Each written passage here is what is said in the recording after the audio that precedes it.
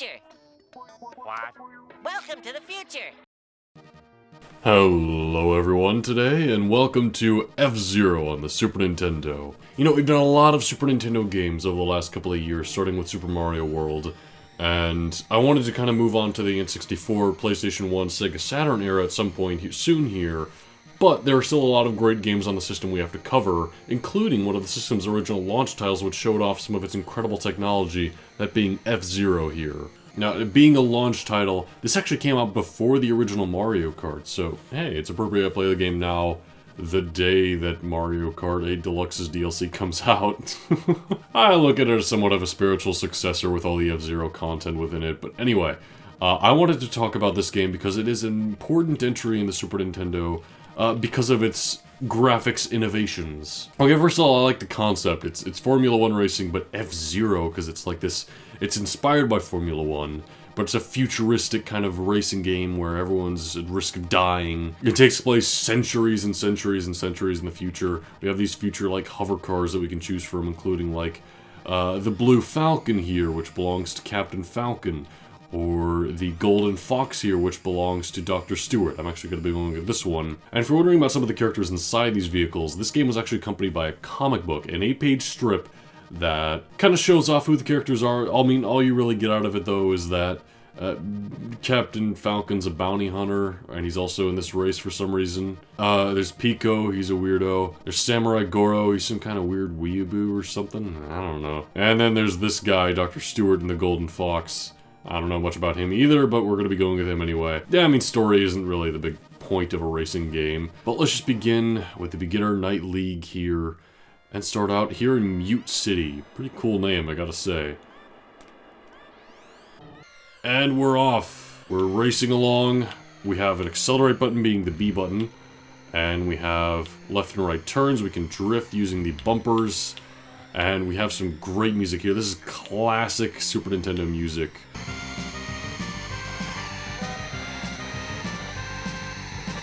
Oh, so iconic, so good. You can see we're currently in 3rd place. We have a timer for every lap. We have a health bar up there, that's that power thing. And we can fill it up by staying in this juice here on the side. Although that juice only is like at the beginning of each lap here, so we want to make sure we get that when we can. And we also don't want to run into other people or into walls when we don't need to. We also, upon going through every lap, we get that little boost in the corner there, the thing that says S. So if we hit the A button, we use it and we boost ahead. It's kind of difficult to tell that we're boosting ahead, but yeah, we're boosting ahead. Take my word for it. So yeah, F-Zero here is definitely showing off the Mode 7 graphics, and by Mode 7 I mean kind of rotating the world around you and scaling things properly, something that NES games didn't really do, at least all that well. Because yeah, this is a really popular start of a racing franchise in the Super Nintendo, although Mario Kart did kind of eventually overshadow it. But eventually the N64 entry was even better. And you know, I like looking back at launch titles, especially ones like this that are here to show off technology and are very experimental new IPs. Because, you know, I wasn't there to buy a Super Nintendo when it came out.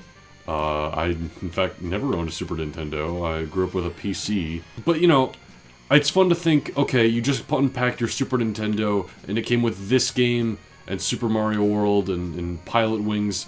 Have some fun. And I like the idea of, like, you got that new console at Christmas, so just go at it, you know? Go to town. You got lots of time to kill. That's something I feel like a lot of modern consoles are kind of missing out on. Part of me's like, oh, you should buy an Xbox Series X, but then I'm like, okay, I would buy it, then what would I do with it, right? But with the Super Nintendo, I can just imagine kids going like, whoa, I can race all of a sudden, this is fun. And yeah, I do have a lot of fun with this game, even if it's a pretty simple racing game, there's no items or anything. You know, just occasional boosts and some really good music. Like, Big Blue here is another incredible track. It's also very iconic. So, F-Zero is still a game worth remembering, for sure. And a lot of the other later entries are as well. Also, one kind of weird thing I'd like to point out about F-Zero that Mario Kart would eventually really overshadow it with, there is no multiplayer in this, despite the Super Nintendo having multiple controller ports. Heck, the NES did, and there were racing games on the NES that were multiple player. F-Zero is only single player, as far as I know. And there's just a Grand Prix in practice. There's not really time trials, although you can look back at how fast you did the Grand Prix. And yeah, there's only the 4 characters to select from, so it's... You could kind of tell it's a launch title. It's very basic, but it's still fun. And to be honest, sometimes that's all you need from a game, is just a little bit of fun to have in the midst of your normal day. I won't be doing a whole Let's Play on this thing, because, I mean, it's a simple racing game. I don't think it warrants that. That's probably how I'll do a lot of racing games in the future. In fact, with Mario Kart being a Super Nintendo original, I want to do a Let's Play of that, and I want to show off that it had multiplayer. So, I'm probably going to be joined by a certain special someone for that Let's Play. We'll look forward to that. But enough talk about Mario Kart. Let's focus on the stage at hand here, Big Blue. Which, oh boy, some of these turns are not easy for me. Like, honestly, the best thing for me isn't really drifting. I don't use it all that much, because it's just kind of like edging you a little bit to the side. The best strategy for me is just letting go of the acceleration and turning. And god damn it, Captain Falcon, get out of the way. I know you're in that. No one else drives the Blue Falcon. Hold on. Let's do this turn. Oh, that hurt. Okay, that's fine. That's fine. Get back here, you. Yeah. By the way, next to our boost uses down there, which I'm going to use a boost now, we have a life counter, because yes, we have limited lives. If we blow up enough times, we're out. I kind of like that scary factor to it. Makes it feel like much more of a real and intense racer, especially on the Nintendo 64. I can't wait to get to that entry.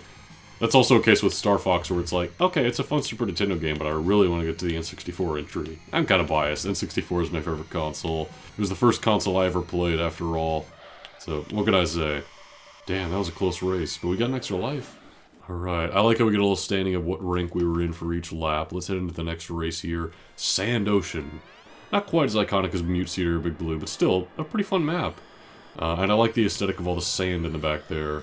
Although, I'm saying this now, Star Fox will be a full-fledged Let's Play. Because, I mean, talking about Super Nintendo games I need to do full-fledged Let's Plays of, Link to the Past is one of them. You know, I haven't played any Zelda games since Zelda 2, so it's been a little while. But yeah, like Star Fox, Super Mario RPG, and all the remaining Final Fantasy and Fire Emblem games, although those will most likely overlap with a lot of the Nintendo 64 era, because those are huge RPGs, and I don't really want to bunch them together like that.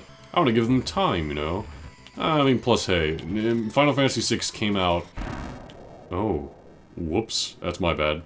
Final Fantasy VI came out really late into the Super Nintendo's life, but regardless, we lost a life there. That's a shame. Crashed out. Damn. We're actually dead. Like, Dr. Stewart was in there. The guy we saw in the comic strip. He just blew up. Like, that's brutal. I'll give Sand Ocean one more try here. We might as well. See how it goes. Get out of the way, Falcon, you bastard. Pico, what are you doing? There's Samurai Goro. He's in the pink one.